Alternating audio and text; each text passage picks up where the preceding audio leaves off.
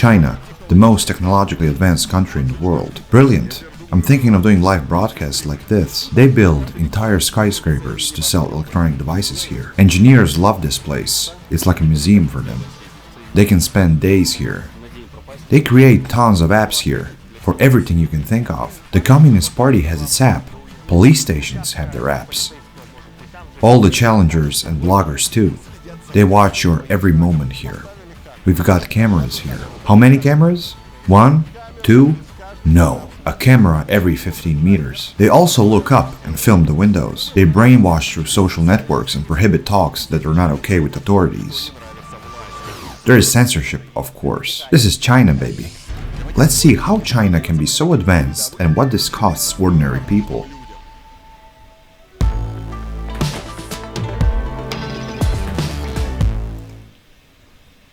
From my first days in China, I felt there was always someone watching me. There are so many police officers here that it's getting creepy. What is strange in China, even compared to Russia, is the number of guards and police. They are everywhere. Wherever you go, there will be watchmen, guards, policemen, I don't know. And it makes you nervous. The locals are already used to this, and no one even cares. Maybe it's just me, I don't know. But as you are walking here, you see these two guys, and literally just 20 meters away, there are two more guys like this. If that's not enough for you, wait a minute. Here's another policeman. There's a podium for them here. They're literally everywhere. Wherever you go, you see endless guards, endless police. These police vans with blinkers.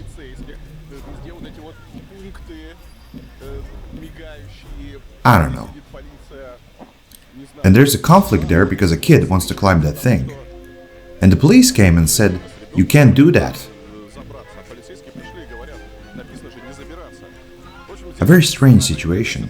Sign says don't climb, but everybody is doing it anyway. They made a child cry. It seems that the police made a kid leave and now he is crying. Drama. What's interesting is that on one side there's a confrontation with the police, but on the other side everyone continues taking pictures with these bulls that are apparently some art objects. Maybe that's why there are so many cops in this pedestrian street in Beijing. Because not all guests of the capital know how to behave correctly. Without a guard for each person here, there will be disorder. Everyone will climb to the sculpture and take photos with it. I'd even say they need more police and guards because clearly they failed to do the job.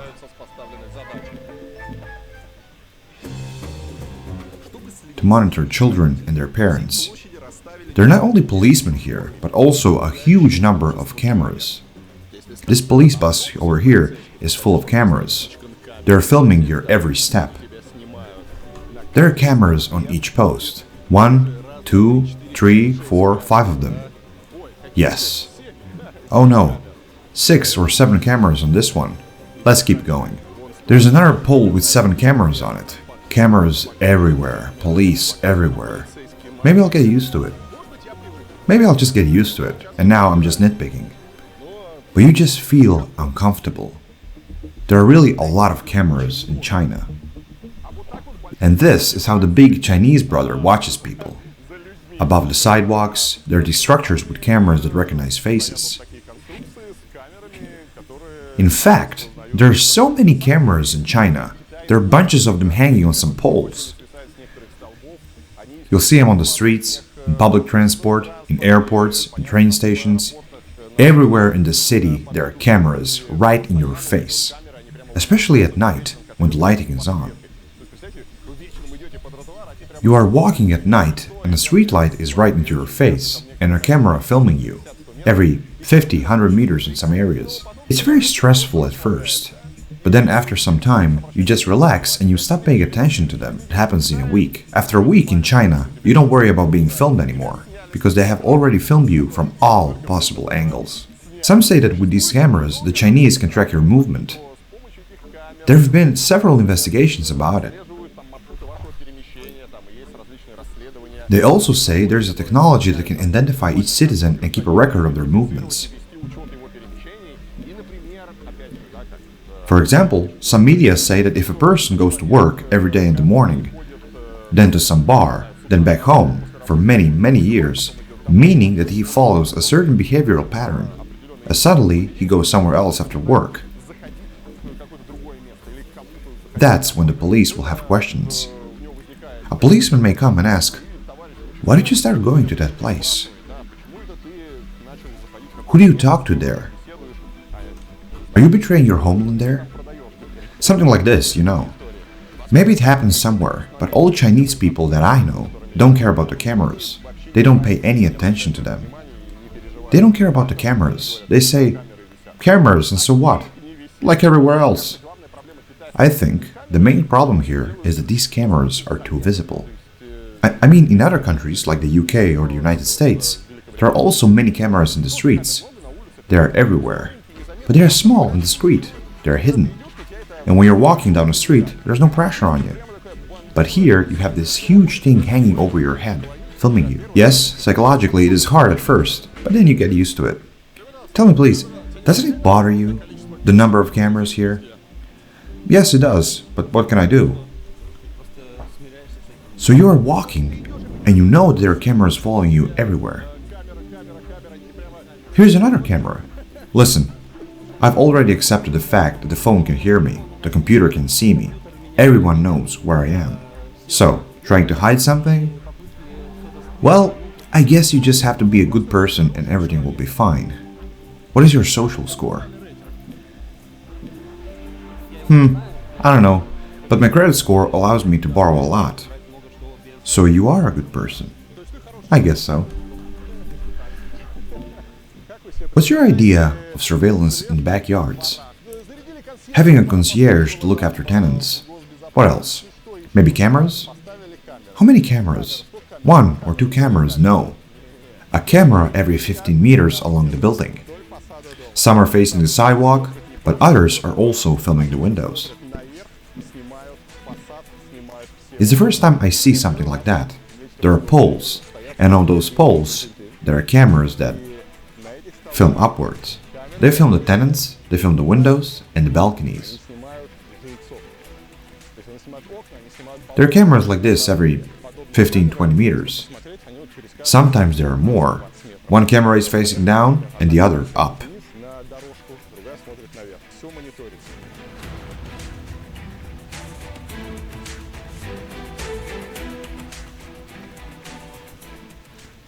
They put cameras in the yard to see what people throw out the windows and report those who throw garbage out of the window. In fact, not every house has cameras that face the windows. Only some of them. It's probably done to stop people from throwing things out of their windows. It's a big problem in China because when some uneducated people move to the capital, they might start throwing garbage out of windows. This causes injuries. Recently, the law has been tightened to stop people from throwing garbage out of the windows. Now, it is considered a crime. They recently imprisoned a man for 8 months for throwing garbage that hit a woman in the head. She was walking down the street and got injured. So, to identify the offenders, some houses have these cameras installed. Now they monitor the windows to make sure no one litters. That's life in China today. But it turned out that was just the beginning. The police not only monitor where you throw your garbage, they're literally watching every word you say on the internet.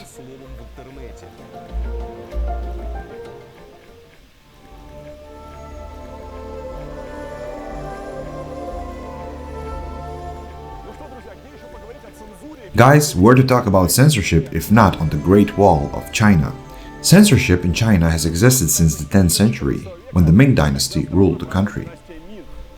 Poets and scholars were obliged to work for the emperor, for dissent, or for the mere suspicion of it, entire families were prosecuted. The Chinese Communist Party has always considered media to be one of the most important tools to control public opinion. Over time, the government has tightened control over the media. This became especially evident with the development of the internet and social networks. At the center of the Chinese media censorship, there's so-called Great Firewall of China. Do you get the reference? It's a reference to the Great Wall of China. This system includes IP address blocking, DNS, and URL filtering, and web traffic inspection throughout the country. As a result, websites and platforms like Google, Facebook, Twitter, and YouTube are inaccessible without VPN or other tools like this. By the way, VPN doesn't work very well either, so it's hard to use the internet in China.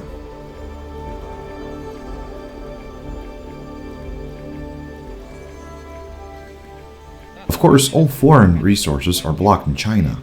Google, YouTube, Facebook, Twitter, even WhatsApp and so on.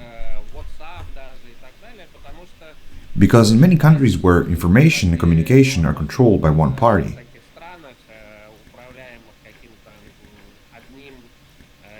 digital resources are considered to be hostile forces, as they are mainly foreign.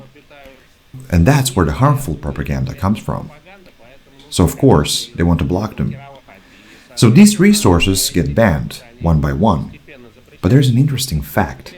I'm not sure about now, but not so long ago, Google used to have an office in Beijing. On the one hand, you cannot use their services, but they still have offices. Because some Chinese companies are interested in the opposite effect, I mean, in advertising to Western audience. And they use Google to get mentioned in search results.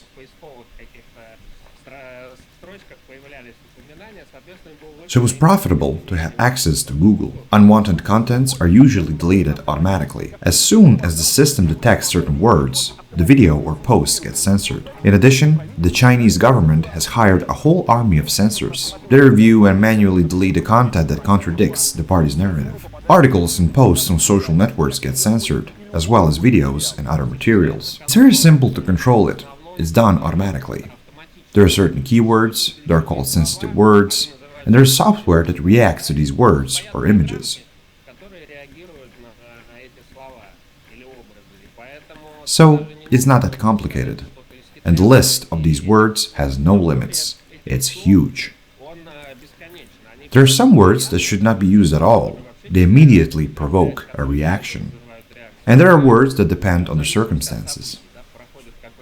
If there is, I don't know, another party congress or some protests in Hong Kong, then the list of prohibited words increases drastically.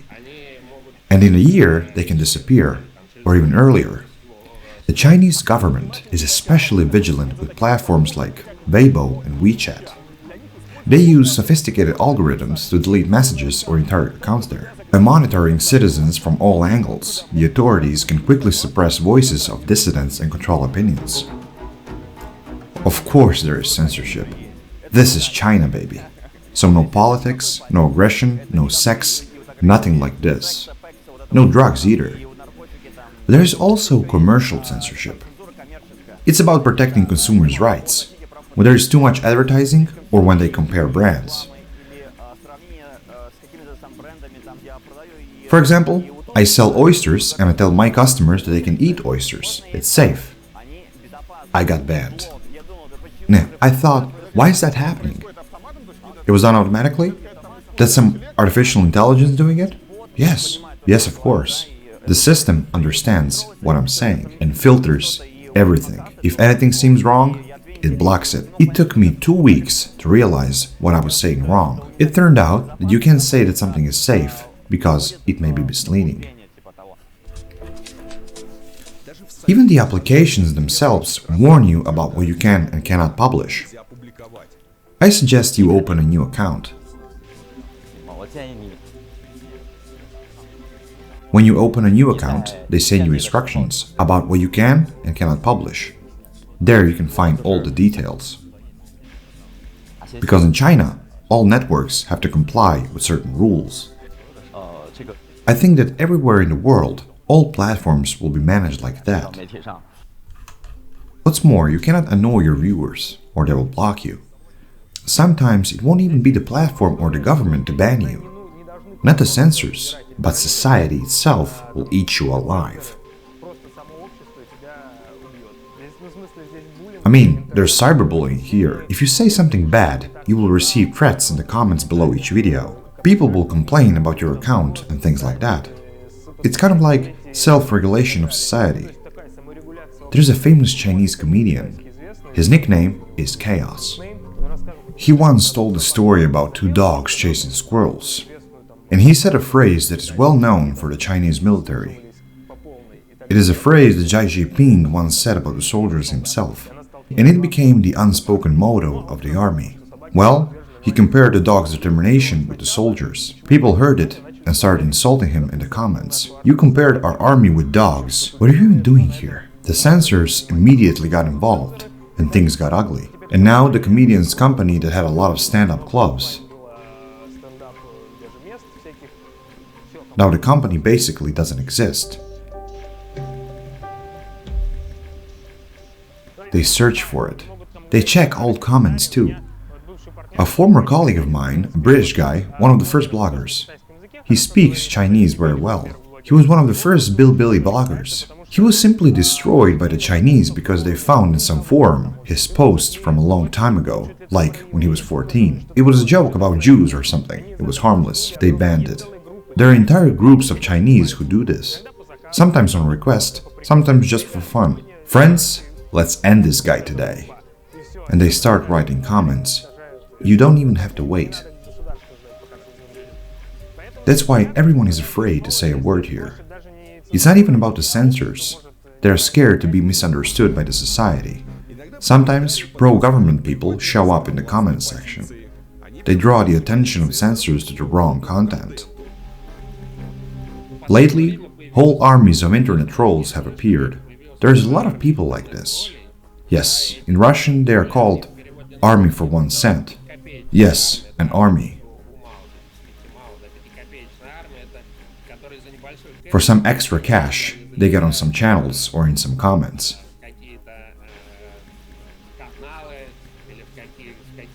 And they start spamming non-stop. There are many people like that, and basically these armies only appeared in the last years. These people, these Chinese communities, bully people. Not only for political reasons, but for several reasons. There might be some internal conflict, but English-speaking internet have a lot of them as well.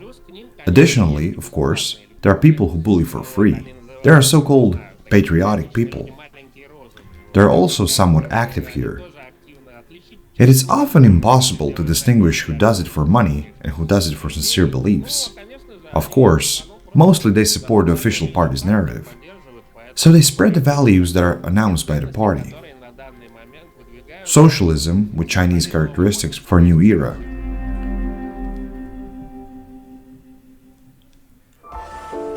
They also write manuals here, and every month there may be a new edition. And these manuals are published regularly, with new versions. So, for example, there was an interesting case recently. There are campaigns that only work for a month. For example, we prohibit something on the internet for a month. This is what happened recently. Many girls posted photos, not even vulgar ones, just beautiful photos in rural fields. Nothing sexual, nothing offensive or explicit. A manual was published by the Chinese censorship agency, according to which such pictures were banned for a month. So these campaigns only last a month. But people are already intimidated. They're scared to try it again after a month. In general, in China, there are 3 prohibited topics. The so-called 3 T's rule. You cannot talk about Taiwan, Tibet, and the events of Tiananmen Square. There is another topic that the Chinese authorities don't like. It's about oppression of the Uyghurs in Xinjiang. For years, human rights activists have accused the PRC of the persecution of these people. Uyghurs are sent to re-education camps and prisons. The Chinese authorities call it prevention of extremism and terrorism. They believed people born in the 80s and 90s should be re-educated. So, they start sending them to these camps. There they were forced to learn the Chinese language and to sing some communist songs. There were people with higher education there, but they had to work as cooks in the kitchen. But then the West started pressuring China, because all this was illegal. What camps are you talking about? As a result, most of these camps, as I understand, are now closed. So this campaign is over, and these people have been freed and sent to factories to work. They wanted to re-educate these young people, and they think they had some success. But people are still scared, because everyone remembers the hell they went through. When people who are, 20, 30 years old, many of them were married and have never seen the mothers of their children. And their children were sent to a kind of boarding school or daycare centers where they were allowed, where they only spoke Chinese. So they were forced to forget their roots and their culture. Older people, intellectuals, or those who were difficult to re-educate. I mean, people of the previous generation who had a strong ethnic or religious identity. They were sent not to these camps, but to actual prisons. They were imprisoned without due process. There was no trial. They were given 20 years in prisons for the purpose of assimilating them to level out the imbalance between peoples. Let's imagine an Uyghur family and then a Chinese relative, a communist, let's say, comes to see them. He settles and lives with the Uyghurs. He shares meals with the family. They speak a lot. So they have to stay with him for a while. But at the same time, well again, I don't know for sure. You have to check everything these days. I'm a very meticulous person, so I can't be 100% sure it's true. There were certainly rumors that these men were sent to single women. These women couldn't refuse, and the men stayed to live with them. This so-called family member. And I've heard terrible things about it. China blocks any reports about the situation in the region. The Chinese people don't always know what's happening in Xinjiang. An acquaintance of mine, a teacher, took part in an exchange training program. She went to Xinjiang. She herself is Chinese, and she was literally shocked. She's a very honest woman, a member of the party. So she arrived and her jaw dropped. She told me what she had seen. We were having dinner and she told me, can you imagine?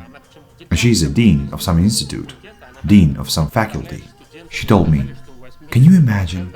The students told me that almost all their fathers are in jail. Due to the pressure of the state, Chinese people almost never speak about politics, and they don't like to talk in front of cameras, especially with foreigners. They don't know what you'll say in your video, in a language they don't speak. When we started looking for Chinese bloggers to talk to speak about their life here, people would refuse immediately. We are usually asked about the questions we want to discuss, but here they just rejected immediately. Oh no. They just run away from me, as if I was offering them drugs or something. Well, that's how it is, and I saw it too, because we also make videos. Even if you stop someone in the street to ask them, how are you going to celebrate Chinese New Year? They see a camera and they're already scared. Plus, you're a foreigner. It's twice as scary. So, they say no. Nobody knows what you're going to show them, what you're going to say. They open YouTube, they see something in a language they don't understand. Maybe he'll say something bad about me. The Chinese are worried about what videos of them are posted on social networks, because it could be bad for their social score. In fact, the topic of social credit system is controversial. The country's inhabitants deny that the system is as rigid as it's portrayed. At the same time, the Western media claim that people with low score can't get a normal job, can't get loans, can't buy tickets, or even rent bikes. In fact, there were experiments in some cities at the local government level when they tried to do something like this, but in the end, nothing worked. And as a result, by the way, I have a rating from Alipay. It is a private system. It's owned by Alibaba. It's a payment system. I have a ranking here. Let's see, I'll show you. It's called GMA credit, but in reality, it's your credit score. Mine is 669. It's good. It means I can rent a car without a deposit, or I can rent a bike without a deposit. But that's just Alipay. It's the same for Alipay and WeChat. Here we go. This is the social credit system, but it's a private project. Wait, why may it get lower? if you don't return your rental car on time, if you don't pay your bills. They do not reveal the formula. Platforms say it is private data. They say, we collect data from all our platforms, and they have a huge system. So they collect data from everywhere. Like, you got an overdue loan, or credit card bills not paid on time, or you've done something else. Or let's say you bought products on Taobao and you tried to scam the seller or something like that. They can lower your credit score for that. And banks have their own rankings too. In general, the Chinese, well, it's mostly about microcredits. I mean, you can take a microcredit in 2 seconds on WeChat and Alipay. I also downloaded the Alipay app when I arrived in China. It turns out that I too have a rating. Let's see what I can do with the score I've got there. Okay, 550. I have 550 points. 550 is... well, let's see what you can do. Well, yeah, I don't think you can take a car, but you can take portable chargers. Yes, you can take a power bank. You can get a taxi on Alipay and pay for it after the trip, not when you get in the car. Oh, I'm a decent person. You can rent bicycles, you can rent power banks. Look, you can rent a car after all. I have no license. 550 points aren't enough to rent a car. So you are a good citizen. I just need a license and then I'll rent a car. I repeat, this is a project by Alipay, and only Alibaba knows how this rating is formed. WeChat has the same thing, but it doesn't really work for foreigners.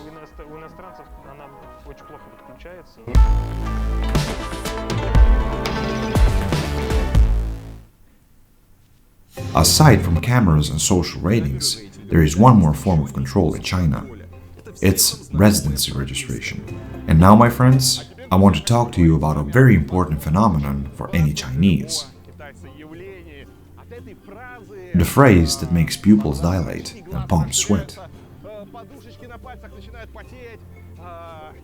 The Chinese are getting excited when they hear these words, registered in Beijing. What exactly is residency registration? Some of you might never have to think about it. Why does one even need it? What really changes if your residency is at one place and not the other? Guys, if that's you, let me explain.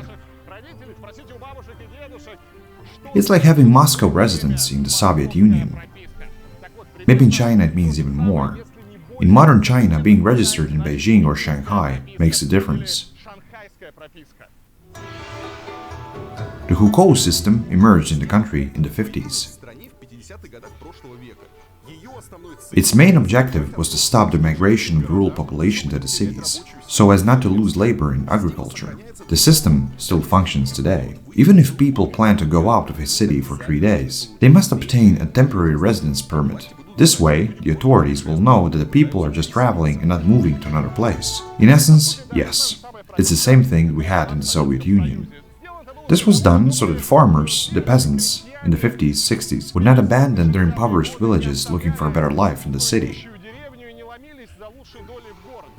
That's an attempt by the state to artificially limit migration from rural areas to the cities. Something similar happened in the Soviet Union. Before the 70s, many people didn't even have passports. They couldn't move inside the country at all. They stayed at their farms and didn't have the opportunity to go to the cities.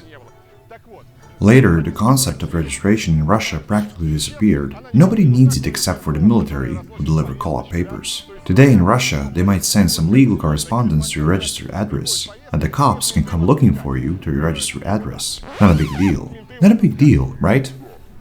It's not like that in China. In China, the importance and value of the residency, especially in Beijing, is incredibly high, and it's almost impossible to get one. You can inherit it if you are born in Beijing, if your parents are already registered in Beijing. You can inherit it, so to speak, inherit the right of registration.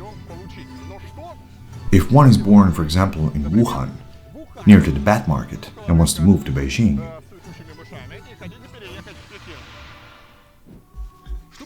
to apply for registration in Beijing, certain requirements must be met. For example, having a stable job, paying social security fees, and obtaining a residence permit. The media notes that there are other criteria which the local government prefers to keep silent about. For example, a university degree. A bachelor's degree is not acceptable. You have to have a master's degree, unless you're from some small town in the middle of nowhere.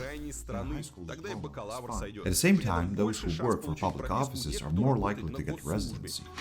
When I ask, what benefits does being registered in Beijing bring? I mean, why do you need it? You can move relatively free around the country. You can get any job. And actually, there are many foreigners working in Beijing. So why do you need it? When I ask them, they tell me, without registration, your child can go to school. At first, I didn't understand it. In what sense? Can go to school? Yes. Without registration, your child has access to primary education, but not to secondary education. And then what happens? For example, imagine parents who work in Beijing. Their child has to go to secondary school now. He can go to school in Beijing because they don't have registration. So the child has to go back to their hometown. This is a big problem, because many parents get separated from their children this way. So children are brought up by their grandparents, while parents continue working in Beijing or Shanghai, but their children can study there. And in China, the value of education is incredible. There are many Chinese, and the chances to have a decent life are higher for those who got education. They'll probably get into a better university and find a better job. Because the competition here is huge. This is not like Russia or Europe, where you can fool around and you go to college and even get a scholarship there. You will learn something anyways, and in China, the competition is incredible. And where are all the best schools? Of course, in Beijing or in Shanghai. That's why the parents are trying by all means to send their children to these prestigious schools.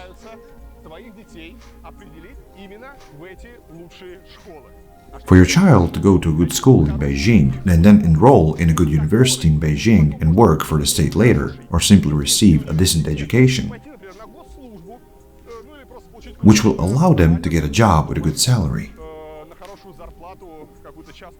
People have to struggle and get registration in Beijing.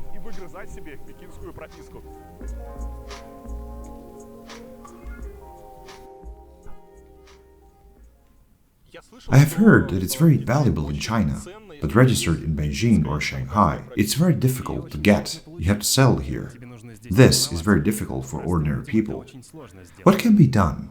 What if you can buy an apartment here? If you're registered, you can buy an apartment, have health insurance, social security, and a good pension. Shanghai residency is very different from other cities. How do you get registered in Shanghai? To register in Shanghai, there are several options. First, you must have some special talent or being an outstanding scholar, being a prominent figure. If you are a member of the party, for example, if you have a high social score, then they will give you a residence permit. It is the most straightforward way. You must also have a certain number of points. What do you have to do to have them? We have containers for waste recycling in all neighborhoods. Every time you take out the trash, you will have to scan the QR code. After that, you get the points you need for registration. Points are also awarded for certain education and income levels. It turns out that even when you request residence in Beijing or Shanghai, your social score will be checked. They'll check if you are a good citizen, if you recycle trash or did some other community service. Citizens who are not satisfied with the system and criticize the government are dealt with pretty easily. For example, a blogger has recently disappeared and then was imprisoned for fighting against censorship and opposing the government. He ran a blog called Think, where he gave advice to readers about how to hide your digital footprint and bypass the Great Chinese Firewall. If something can be interpreted as a criticism, first time you can get away. Maybe the post will be deleted if it's a post on some social network.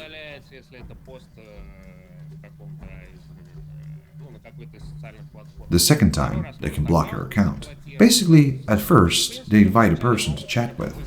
It is called in China to have tea. They call you to a police station to have tea, let's say, to chat to you. So you just have to chat with them. And the second time, they can punish you by corrective labor. Third time could be much worse. It has even happened to me many times. That in a conversation, in some chats on the internet. It is not only public posts, even direct messages sometimes. Your private messages on WeChat. I was talking to a student, he said, "Let's meet, let's take a walk, let's not write messages here, because they can be read by the competent authorities." I know a guy, although he is the son of the city attorney. When he posted some controversial stuff on the internet, he immediately got into trouble. His page was blocked, and then, you know, after the second or the third time, you can even be sent to jail.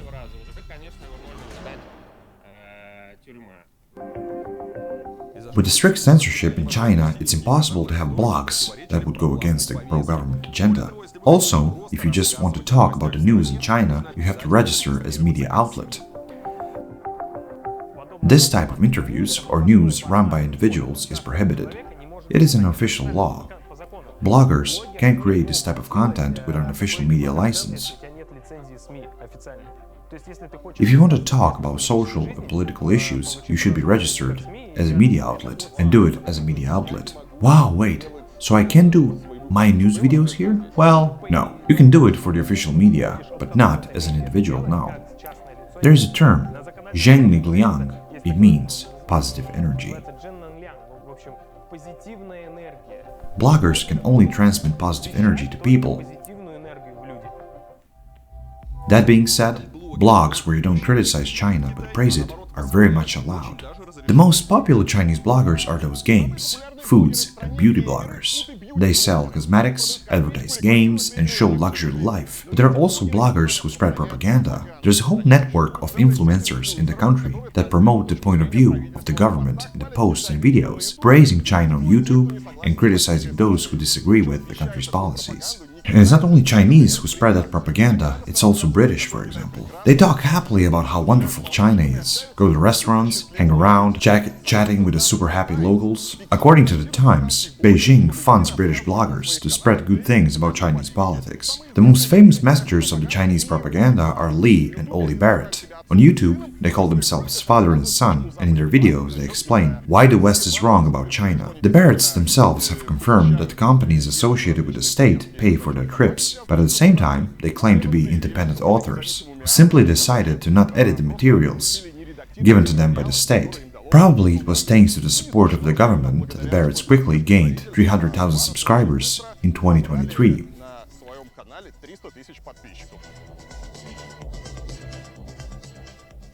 But some people think that the bloggers are sincere in praising China. I have lived in China for 10 years and I love this country. It's true, I like it a lot.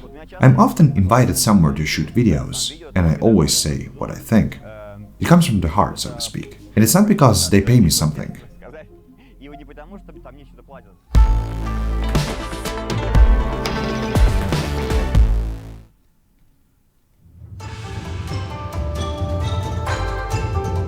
China was connected to the internet in 1994. At that time, in the country, there were only about 600,000 people who had access to it. Based on 2022 data, 73% of the Chinese population uses the internet. That's about 1 billion people. Even in rural areas, around 200 million people go to online every day. So, of course, if there are so many users, there must be a lot of bloggers and huge competition. There are whole buildings for bloggers.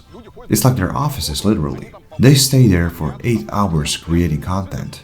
Seriously, it's like working at a factory. They sit in those tiny rooms under bright lamps, speaking about their life and, more importantly, selling something. And hundreds of their assistants respond to comments, edit photos, and so on. So that's how the blogging business works in China. And since platforms like Instagram and YouTube are blocked in China, they have copies of all the social networks that we are used to. One of the most popular is Bilibili, also called the Chinese YouTube. And who do you think is the most popular blogger with an audience of 24 million? Is the gamer a pranker? No. The most popular blogger on Chinese YouTube is a professor of politics and law at Liujiang University. He published his first video on March 9, 2020, and in 2 days he already had 1 million subscribers. Luo Jiang, an actual professor, works at the Chinese University of Politics and Law in Beijing. His maximum is 25 million views, then 17 million. So this is the most popular blogger on Bilibili, right? Yes, he is the first in terms of subscribers as of today. Maybe when you get to that level, the government comes to you. And well, they pay him, I'm sure.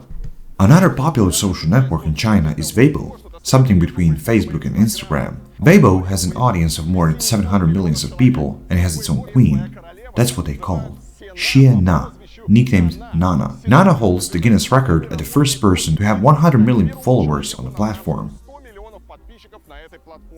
But the most important web system in China is WeChat.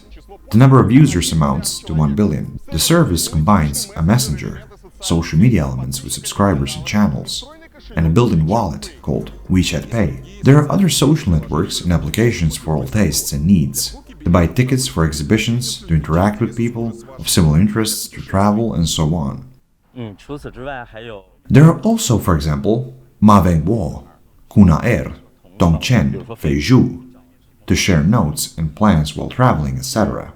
Of course, we must not forget of TikTok, or as it's called here, Douyin. By the way, why does it have a different name in China? That's because ByteDance Corporation developed TikTok in 2016. Due to censorship and internet regulation in China, the audience of the service had to be divided in Western and Chinese users. Westerners use TikTok and the Chinese use Douyin. The main feature of Douyin is its users. Unlike on TikTok, the age range of Douyin users are 18 to 35 years old. So the Chinese app has a more solvent audience. That's why the Chinese platforms looks more like a huge store. The Chinese are the ones who spend the most time on video platforms. The second most popular platform, it has 850 million users, given that there are 1.1 billion users in China. It means that almost everyone is using the Chinese TikTok, Douyin. We tend to think that TikTok is for young people under 30. Douyin is for everyone, from school children to the elderly. Everybody uses it. When a taxi driver is driving, he's also scrolling Douyin or the Chinese TikTok. Old ladies use Chinese TikTok. There are special channels for them. Renmin Jibao is the main newspaper in China, but who reads the paper version these days? They have 150 million subscribers on Douyin. They publish news in short clips. The CPC party has their account on Douyin. Everyone has it. A police station in Shanghai may have its own account too. I mean, everybody's there. All the bloggers, all the challengers. Algorithms works very well there. So the officials can do their bureaucratic things. Entrepreneurs can do their business. Young people can do their challenges and dances.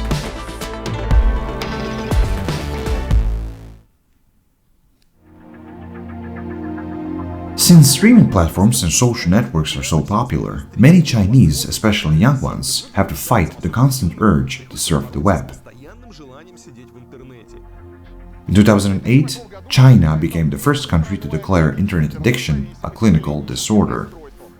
Since then, they've been trying to solve this problem of the 21st century, with quite questionable measures. In the last 10 years, several hundred centers of internet addicts were opened all over the country. These rehabs are often brutal. According to Chinese media, in 2014, in the city of Zhengzhou, a 19-year-old girl died after being beaten by guardians of an internet detox center. Other sources also confirm that shock methods are used in these rehabs. In 2020, 4 men were convicted of illegally detaining 12 young people, and 11 of them were below 18 years old at the time.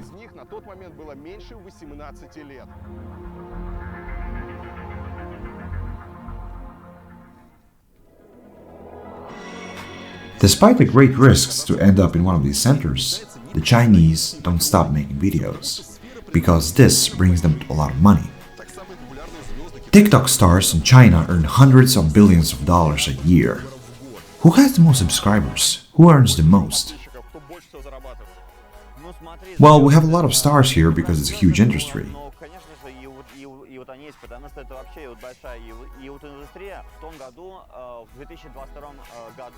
In 2022, streamers alone have accumulated around $220 billion. And I'm talking only about the Douyin platform. That is the GDP of Greece, for example. They have terrific numbers there. I don't even know how much they earn, because everything's kept a secret. They use some schemes to hide it, but their numbers are very large. What can I expect from my career? Now I'm aiming at the following, making more or less 500,000 yuan a month. Now I get. If we count pure profits, something like 50-60,000, according to blogger imagery, that money is enough to live on. Of course, you can't earn that much in a regular office job.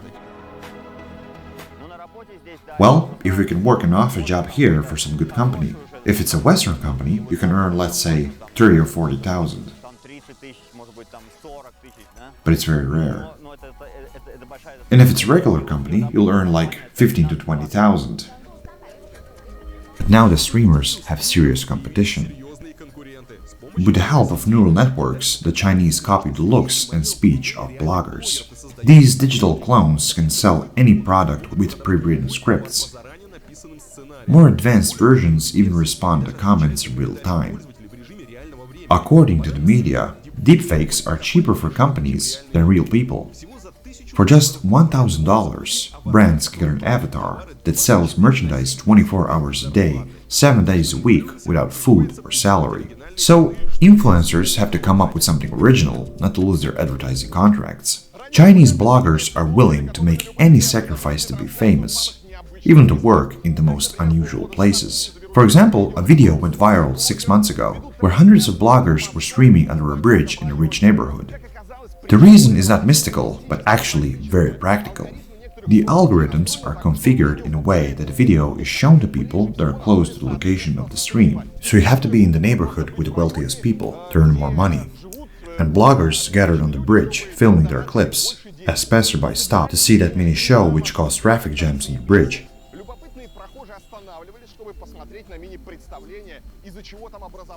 Although police officers attempted to disperse the crowd, the next day it appeared again. Geolocation itself is just a point of the algorithm. It affects the results, but not that much. At the end of the day, the image is more important. If I was filming in the street, if that happened on the street, it would have a greater effect because they could see that I'm in the city. They see this landscape in the background. For their streams, the Chinese have created very unusual cameras. I couldn't resist trying it myself. And here is the main device of Chinese bloggers. It is a live streaming device. What's so special about it? There's a camera, there's a lamp like this, so the guy is sitting there. Ah, I get it. So you can choose the background that you want, just quickly select it. There's a software that does everything for you in a second. You don't have to think, you change the background with just one button. Here it is. The dream of local TikTokers. You have quick access to many functions. How much does that thing cost? 5,500 yuan. You can get it for 5,500, but it will be profitable in a month. You buy it and you can sell whatever you want. Oh, this is how you record a video. You add text. Effects. Wow, that's kind of cool. Now I'm thinking of becoming a streamer. I haven't seen it in Russia. You can add images and stickers. Cool.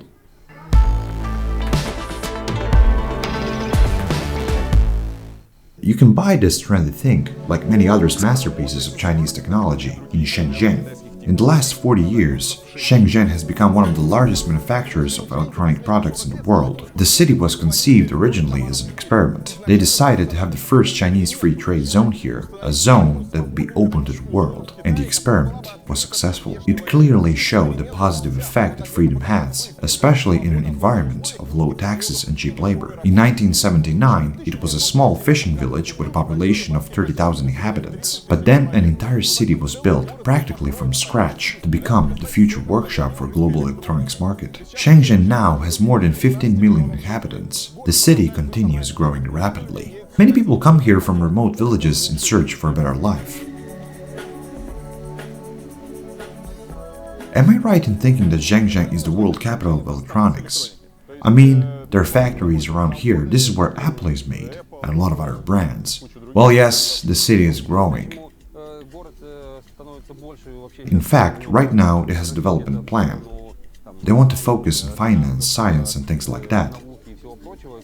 That's why all manufacturers are moving to Xizhou, Dongyan, etc. Polluting manufacturers have already been gone for a while, so the city is not so industrial anymore.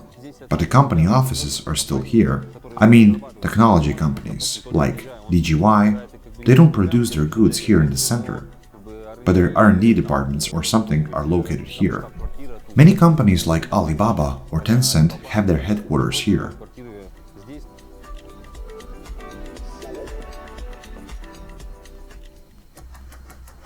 The headquarters of one of the most famous companies in China is also here.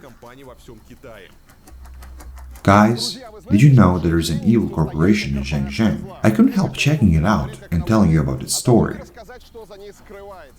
Tencent, one of the most popular companies in China. Their logo is a penguin, which looks so friendly at first, but Tencent is actually more like an octopus that has spread its tentacles to all aspects of the country's public life. Tencent's main products are messengers, music, and other apps. They also hold shares of various video game companies, but the most important thing is that Tencent owns WeChat. WeChat is not just an app anymore, it's an entire ecosystem. It has everything from a wallet and a payment system to social networks, business sites where you can build your own website, food delivery, etc. Basically everything a person in China might need. You'll ask me, how can this be a bad thing?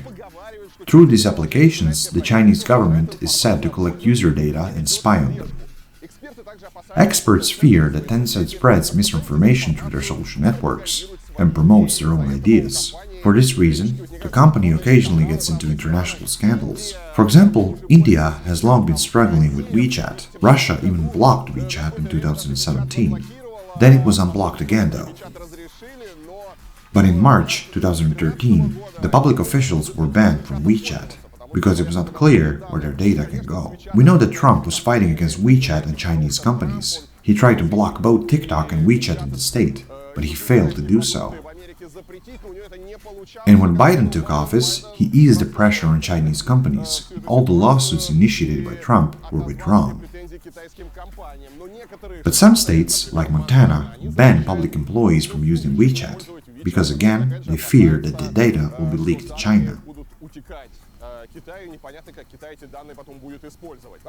WeChat has become an integral part of life in China, and a banned account can even cause suicides. Because this way, people lose access to their bank accounts and other applications. For some people, it becomes unbearable.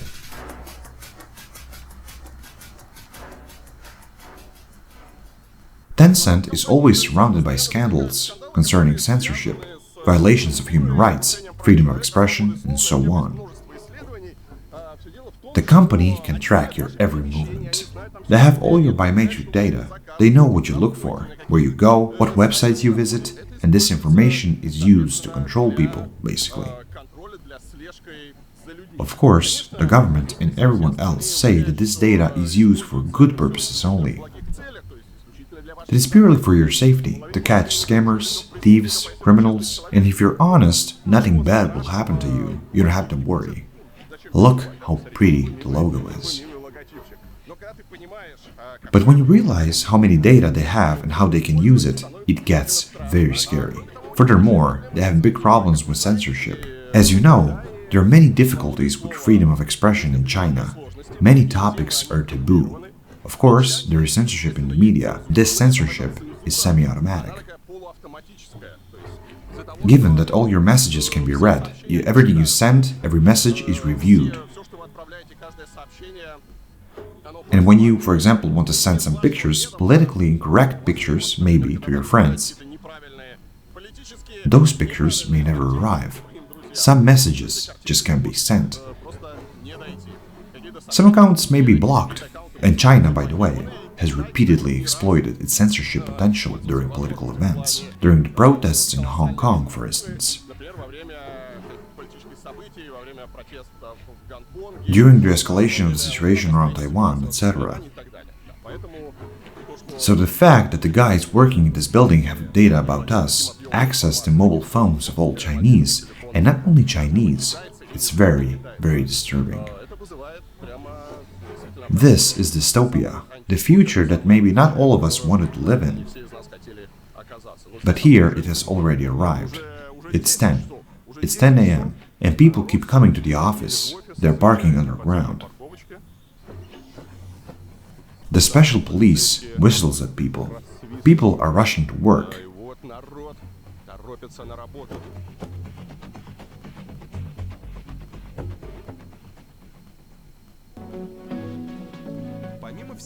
In addition to the well-known giant companies, in Shenzhen there are many small electronic shops. Most are found in the same building. Wangjingbei district has more than 20 shopping centers selling devices. The most famous is Seg Plaza, a 72-story skyscraper. The annual sales volume in the Shenzhen market exceeds $20 billion, and about 130,000 people work in this area.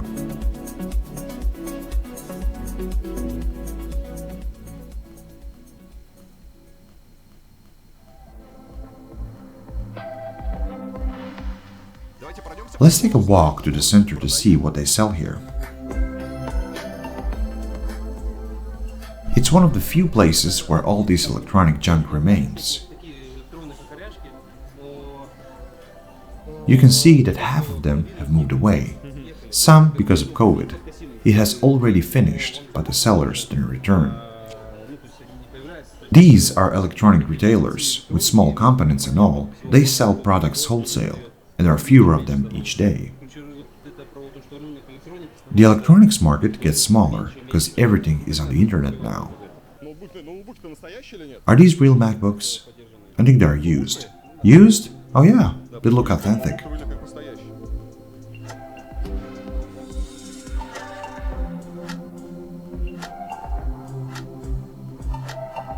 It's a market of electronic components and various hardware.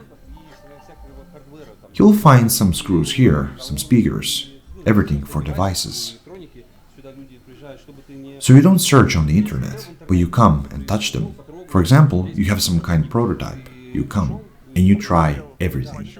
You touch it. You buy 3, then test in your laboratory or factory. And then you open WeChat, probably with a QR code, and you say, I want 10,000 of them. What's the price? So it's quicker to choose something here and take one as a sample. Here we have speakers, different types of buttons. You see their size, you can touch them and get the one that works well, that fits. These are buttons for different machines. They are standard buttons, but you can also have them tailored if you need. It's easier when you can see the entire range and select. Like, I want something with this design, but with that coding.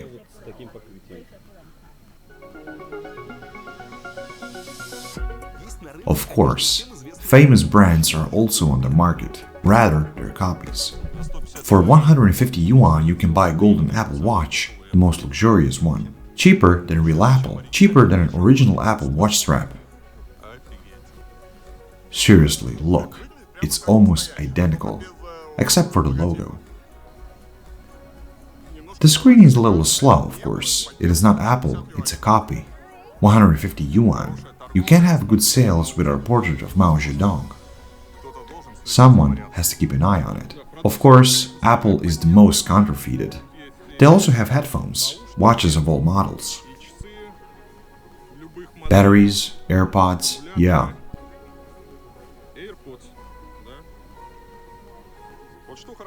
The good thing about copies, look at these batteries here.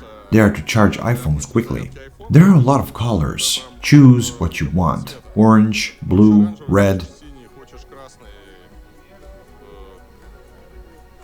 There is larger size. Apple doesn't have batteries like that, but this store does. In Shenzhen you can buy everything. How much does it cost? Please ask. 50 yuan. 50 yuan? 50 yuan per battery, and this one? This. 80. It costs 80 yuan. He has a stack of them. It's all real too, right? I don't know. What I was going to say is that some sellers, Now looking for a place where they can pack it in the box. Look, he's wrapping the phone in a film. You can't tell if it's new, or if it's used phone, or if it's a copy. A curious fact about famous brands in China. Stone Island and North Face are very popular. They have Adidas and Nike too. There were many things by Off-White somewhere. More Stone Island stuff? Stone Island, I think, is number one. Optima Market sells phones, computers original and used, watches and much more. The devices come from here to stores around the world. Let's see how much new devices cost here. This is how they handwrite prices and they update them quite frequently. So either they put stickers or print new prices. And here you can see the range. iPhone, Apple Watch, anything. Engineers really like these places. For them, it's like going to Disneyland. I mean, some people love Disneyland, but they love all these screws and devices. It's hilarious. They can spend all day here and just enjoy all this stuff. When startup teams come here, they spend so much time between these shelves. Like, oh, I found some cool chips there and I lost the sense of time. That's why engineers can't be left alone here for a long time. I don't know much about the subject, of course, but it seems interesting. There's usually a whole factory behind this. These are just representatives of the factories. They're here to present the goods, so you can come and see their products in real life. But the factories could be spread throughout China. There are many places like this, where they repair some chips, some SSDs, and then they sell it as new, or sometimes as used. In short, there are many places like that around here.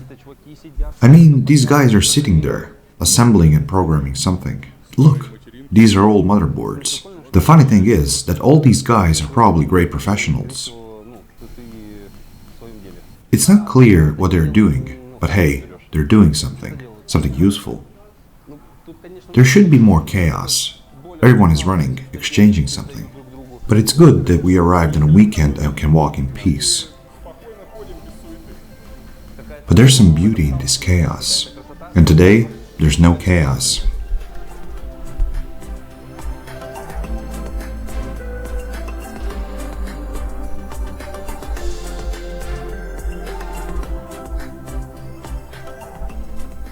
Children are also entertained in the market.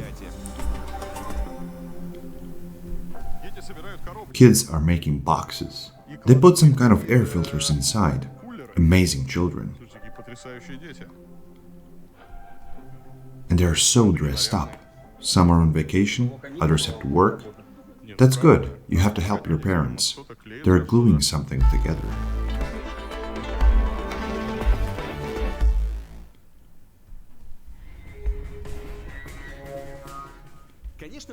Of course, Shenzhen also has automated technology that does not require child labor, electric cars. Here are the city taxis, all electric cars. Shenzhen, I believe, is the first city in China where all taxis are electric. All cabs are BYD, and they are all electric. Nikita says they signed a contract. Look at that bus. It's such a small Shenzhen bus, so pretty, also electric. So sweet. And basically you can see by the color of the license plates.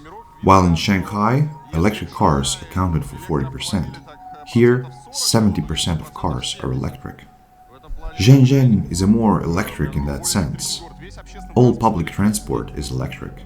Only rarely you can see a dinosaur like a BMW with a blue license plate. Here we can see what people in Shenzhen use to get around. Electric scooters are very popular here. Not the big ones, but small, like this. And you can see that they are very simple. They are folding or semi-folding, kind of like kick scooters actually. In Shenzhen, motorcycles are officially prohibited. That's why everyone drives electric scooters. They're not allowed to go on the sidewalk. But they do. Yes, and that's a mess. But this year, they have allocated plenty of parking space for them on the sidewalks, because there was really no place to leave scooters.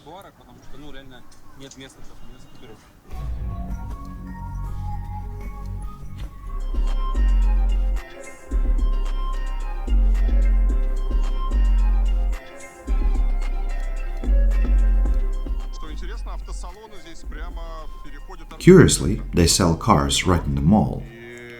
I mean, this is the entrance to the subway, and as you walk towards the turnstile, you have Volvo here and an Avatar over here. Another technological marvel. By the way, nice butt. Oh, it opens the door automatically. Okay.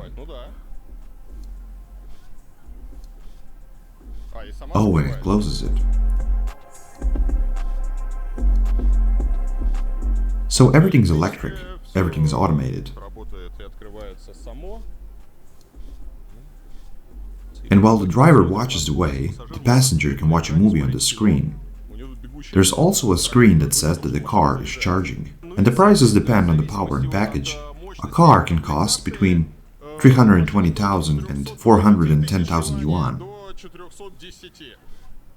In fact, the administration of Shenzhen subway should be upset, because there is practically a competitor at the entrance of the subway, stealing their passengers. You look at these beautiful modern electric cars, and you want to buy one instead of taking the subway. Just to understand, a Hi-Fi Z costs 610,000, starting from 610,000, and a Hi-Fi X costs 570. Hi-Fi is a Chinese brand of electric cars. They claim to be the most innovative. It's true that they got a lot of electronic equipment inside, and it looks futuristic, and I think it deserves our attention. Let's take a look.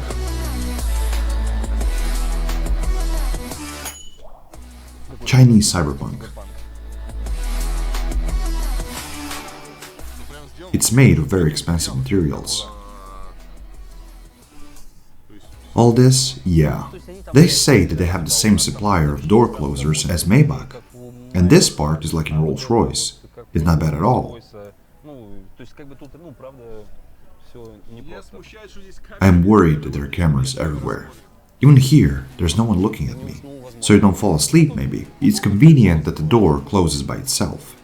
There's a camera here too. Does it have sensors to understand that there's another car parked next to it? Not to touch it with the door. Yes. Look, it won't open if I'm standing here. This car has everything you need. Sensors, cameras, LiDAR, basically everything for autonomous driving. In China, autonomous driving is not allowed yet, so they are waiting for it to be legal. Then many brands will have their cars drive passengers on their own.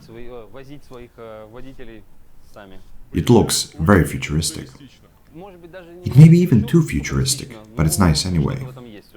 And where do I put my plants? Yes, it's not the biggest trunk. I don't understand much about cars, but it looks unusual and cool. By the way, are there taxis like this in Shanghai? Maybe there are, but I wouldn't take them when it's raining.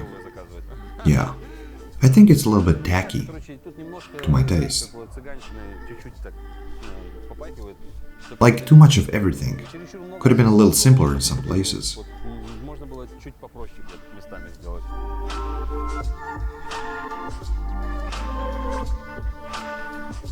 A screen in the rearview mirror, a screen here, a screen there, and of course, one on the passenger side. In terms of design, it's interesting, but maybe a little exaggerated. Or maybe it's just for the fans of this style. Also, it is a new brand and they need to express themselves. Why not? By the way, they sell very well in the countries of the former USSR.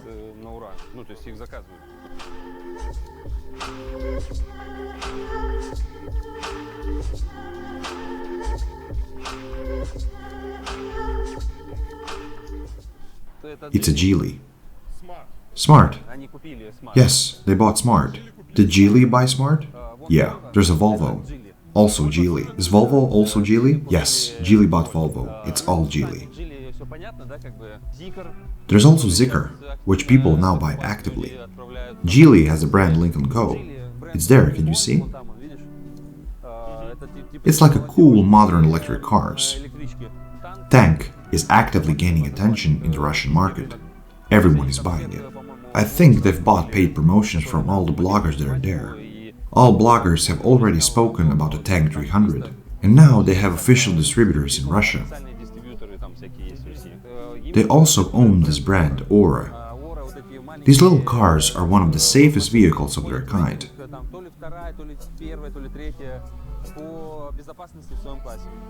I mean, in Europe, when they did the tests, it looks ugly. It's just not for you, maybe. It's pretty cute. It's kawaii. For a girl, it's a nice car. Why not? Almost unisex. Well, as for the interior, the quality is fine. All these cars look very good. Very well done. And what is more important, they are safe. In the last years, China has advanced a lot in the production of electric cars. The BYD company even beat Musk's Tesla in terms of sales. Furthermore, the Chinese government began to restrict Tesla's movement.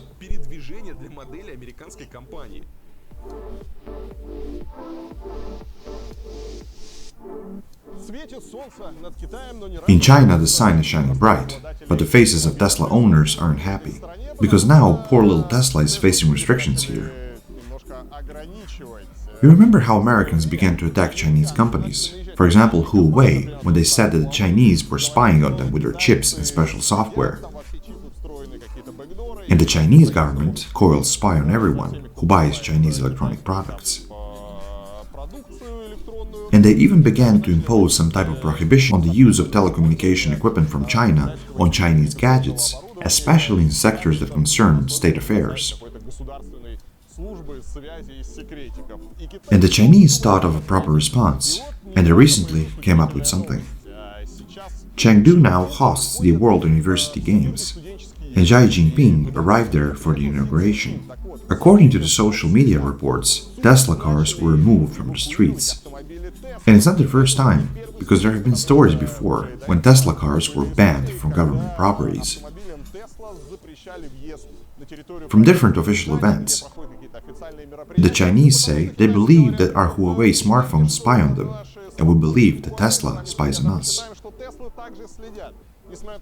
Although Elon Musk has repeatedly denied it, said that Tesla does not collect any data and does not transmit it anywhere, and of course, it doesn't spy on anyone. Still, owning a Tesla car in China nowadays, it's not so fun, because you may not be allowed to enter decent places. Interestingly, Tesla has a factory in Shanghai, and this plant is the one that produces the most cars. So out of 1 million cars produced each year, the largest part is manufactured at the Shanghai plant. But it didn't help Elon Musk. Tesla is gradually being banned in China. Some say it's just a response to inappropriate actions by the US. Some people think that the Chinese have decided to clean the market, since electric cars have great success in China. And now they produce cars that can compete with Tesla and with some European brands of electric cars. And they just decided to protect their market. And this is how they're kicking out American companies.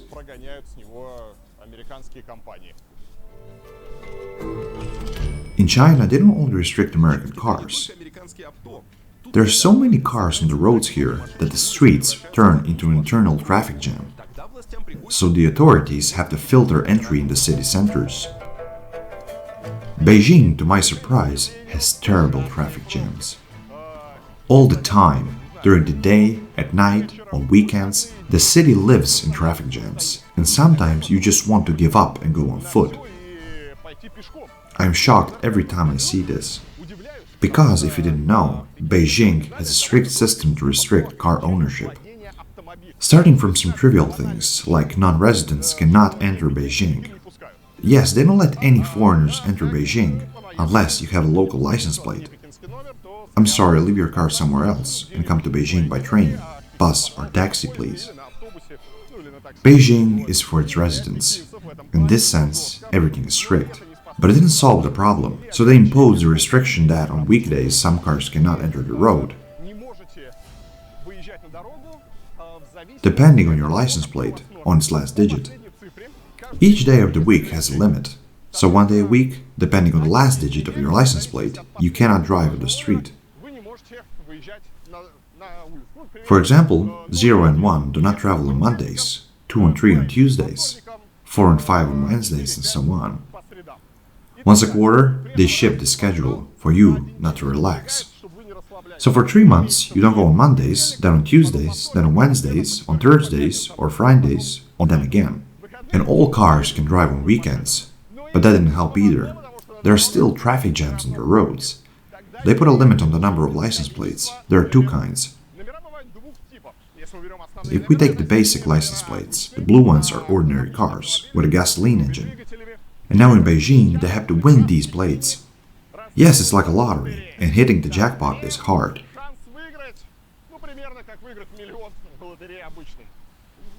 It's almost impossible to get a regular license plate.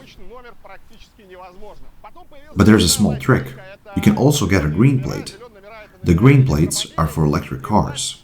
To encourage the switch to electric cars, the authorities introduced these relaxations. And the green license plates are easier to get. You just have to line for them.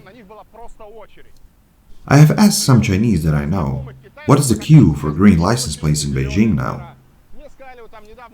I was told that recently a man got an appointment for the year 2035. In 2035, he will get his green license plate. Without a plate, you cannot buy a car. When a car is sold, the owner keeps the license plate. So it's not assigned to the car, but to the person. But you can inherit a plate. So that's another way to register your car.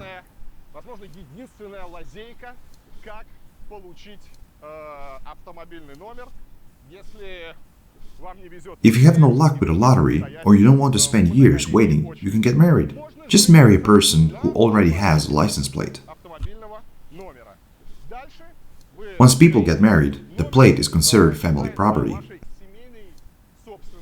For some time, for example a year, you get a divorce and divide the assets.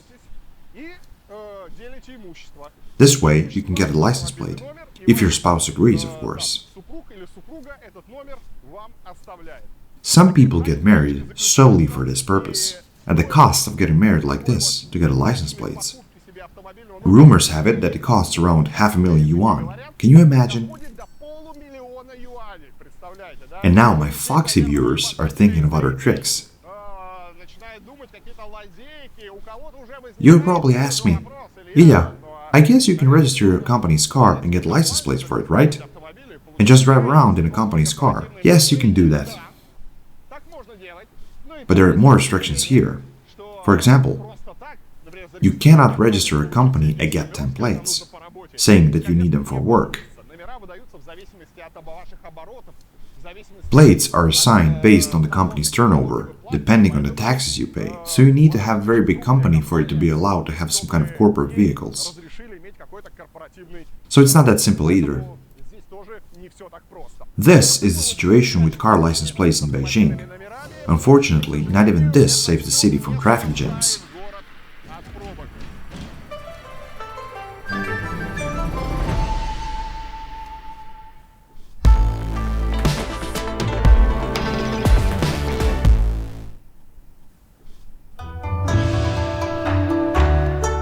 So you have to use other means of transportation.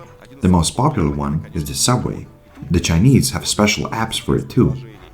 The main competitor of WeChat in China is Tencent. It's Alibaba Corporation. We know it from AliExpress. And while WeChat has its own payment system, WeChat Pay, Alibaba has Alipay. Anywhere in the country, wherever you go, you will see 2 QR codes. Green is for WeChat Pay and the blue one is for Alipay. It's hard to imagine life in China without these apps. It's a big problem for foreign tourists coming here. Because if they don't have WeChat or Alipay account, it's almost impossible to make purchases or payments. Many coffee shops and all the small shops are deeply integrated in these services. If for some reason you are blocked on WeChat, you'll have a lot of problems, because leading a normal life in China today while being blocked on WeChat and Alipay,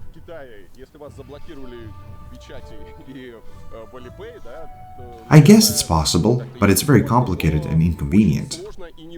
And a few words about the problems of blocked people. For some unknown reasons, Alipay does not work for me, and I can't buy a metro pass here in Shenzhen. And I will tell you that it's a nightmare. It's very uncomfortable. In general, you can pay for the trip with Alipay. It has passes for different cities. And that's not very convenient, in my opinion. Because there is a different transport card for each city. In Japan, you buy a pass that works throughout the country. And you don't have to think about it when you travel. That's great. Here, each city has its own transportation system, its own passes. And in Shenzhen, for some reason, Alipay does not allow me to install anything. So I have to pay at each station. And since I'm the only person in the city whose Alipay doesn't work, it gets a bit complicated. I spend so much time on it. The vending machines, they either don't work, I mean, the ticket vending machines at the stations, or there is no English and it's impossible to understand anything. Damn it. If you don't have an Alipay or WeChat account, you will not survive in China.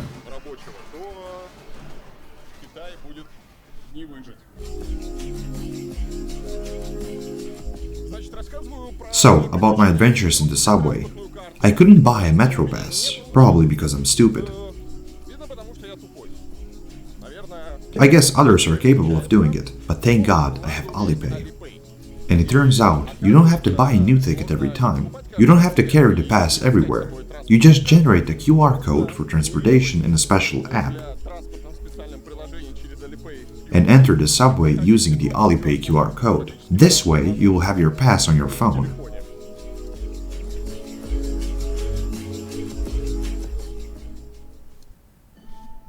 All these subway trips and problems with the metro pass are so tiring. It's time to go to a restaurant. But you won't be served there if you don't have apps and QR codes. This is what a food court looks like. What is the advantage of Chinese restaurants? The service here is very fast in comparison with Europe and America. They bring you food instantly. The Chinese have learned to work with thousands of clients. Very fast service, even when there's a queue. You can enter without worries because the queue will move quickly. And you're going to get your food very fast. Sometimes that's bad in a way, because I'm used to, coming to a dinner and sitting there for an hour and a half or 2 hours socializing when you meet someone for dinner. But here, you arrive and 10 minutes later, all your food is on the table. You eat for half an hour and then you're sitting there thinking, what do we do now? So if you want to eat without hurry, you have to ask them not to bring everything at once, so that they can bring you dishes one after another. Because they are very fast like that, and it can be a problem. If we talk not about fancy restaurants and expensive hotels, but about Chinese fast food or small restaurants, the entire ordering system here worked via apps like Alipay and WeChat and the payment too. If we arrive without that application only with cash, the system will crash, because they don't have a menu for you. They will not understand where to get this menu. Then they have to take the order manually. Nobody does it here. The order won't be recorded in the internal system. So it's a disaster. Everything's falling apart. They will look at you as if you were a medieval alien and should go back to his medieval village. So friends, WeChat Pay and Alipay are mandatory in today's China. If you want to feel like a civilized human being, look at all these QR codes everywhere, they are endless. And everything's delicious here. How does the electronic menu work? There is a QR code on the table. Here it is. I need to scan it. And what do I have here? Select the menu. Select the menu. How many people? 3. And when you add a plate, you'll see the entire order in the app. So each of us is ordering food now. And we all have the same menu. Now you just have to add it in the cart. My God, here comes the technology. And then I pay with Alipay, right? In 2020, the Chinese film market officially surpassed the North American as the largest box office in the world. Hollywood studios are doing everything possible to reach the country. At the same time, China imposes quotas for the number of foreign films that can be shown every year. For example, a couple of years ago, the country banned Western cinema for almost 2 months on the occasion of the century celebration of the founding of the Communist Party. And although some American filmmakers like Quentin Tarantino have rejected China's demands, Hollywood mostly tries to please Beijing. To have access to the local cinemas, American filmmakers agreed to Chinese demands to remove some episodes that are unpleasant for China. For example, in Skyfall, they agreed to cut the scene where James Bond killed Chinese guards at the entrance to a Shanghai skyscraper.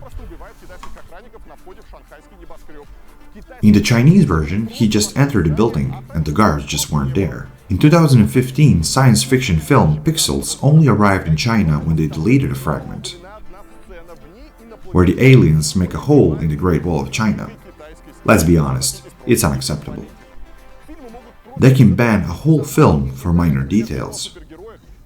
For example, China has not approved Spider-Man No Way Home because the authorities wanted to eliminate the Statue of Liberty from the movie. Sony Pictures refused to do so. Time magazine described the situation as follows: "Today, Hollywood cannot afford to make film that may not be the State Department's liking." By the way, that also controls foreign films, but also local ones. Before the start of each film in the cinema, this image appears.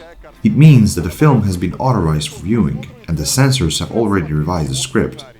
China imposes no restrictions on film premieres, so you can make any film you want, but before releasing it, you have to get it approved by the council.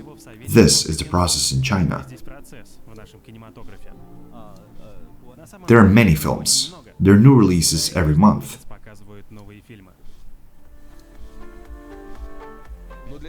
There's an interesting loophole for foreign films. If they're co-produced with China, they will be considered Chinese. And then you can freely reach the Chinese cinema screens. Of course, after they have passed the censorship department. They can only release 34 foreign films per year, after they have been censored and approved. Film production is committed to promote these films in China. There is also another policy. I think it's good. If Russia and China make a movie together, then the entire approval process will follow the same path as it was a Chinese movie. It's something similar to import substitution here. Despite being prohibited by the studios, you can still see some films in the theaters. It's called film exploitation. That's why you can watch Russian movies on China. For example, Ice, It's a Dragon. These movies are known both in Russia and China.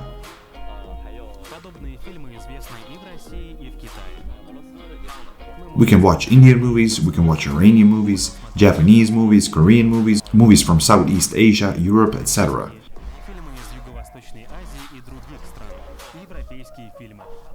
Because there's actually a great number of film festivals each year.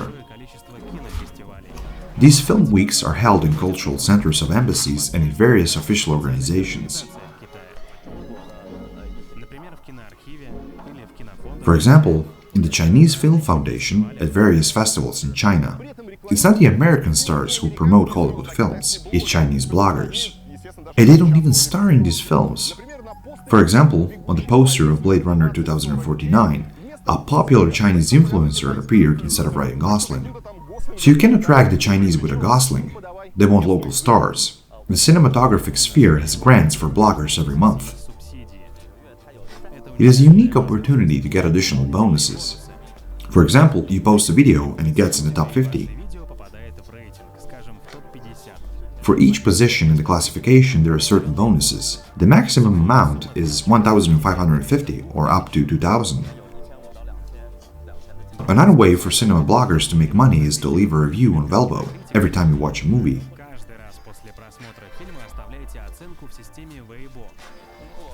Your review counts as a part of your general activity. Then, if your score is among the top 50, you receive various bonuses. They do this every month.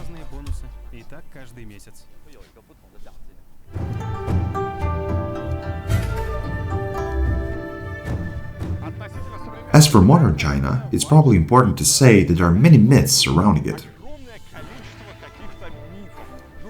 It is clear that foreign journalists cannot stay indifferent to China. Everyone is trying to write something about it. You just can't write anything about China, you have to write about China with enthusiasm. to speak about its miracles or vice versa, describe its horrors. As is often the case, the truth is somewhere in between.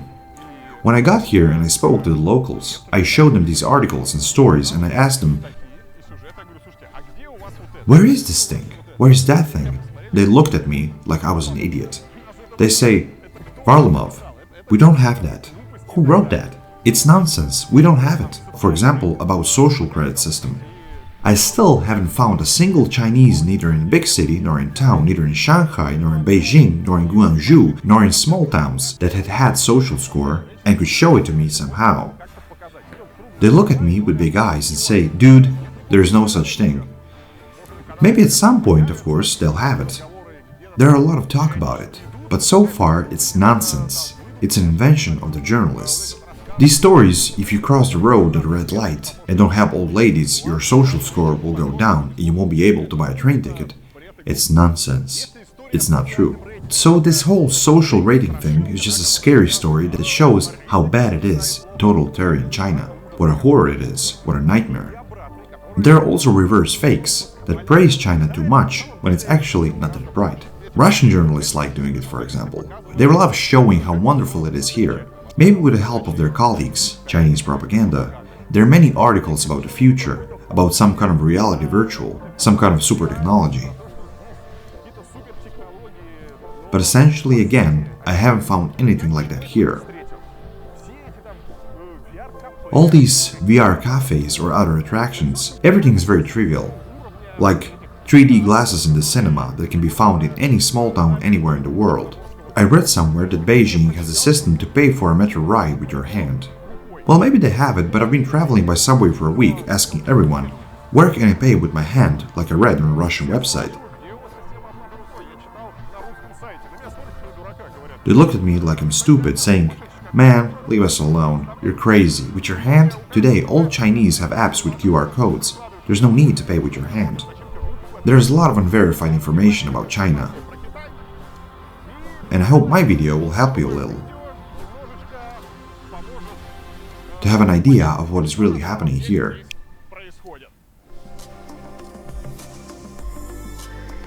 China is changing in a very dynamic way. It is especially noticeable when you don't live here and visit just once a year. You arrive the second time and they already have a modern highway. For a third time, they have already demolished and rebuilt everything. Due to the rapid changes in China, things are evolving very quickly. Just two things remain constant: tight censorship and control of all your movements. If you like this video, don't forget to give it a like, subscribe to the channel and leave your comments. Also share it on Reddit and send the link to your friends on WhatsApp.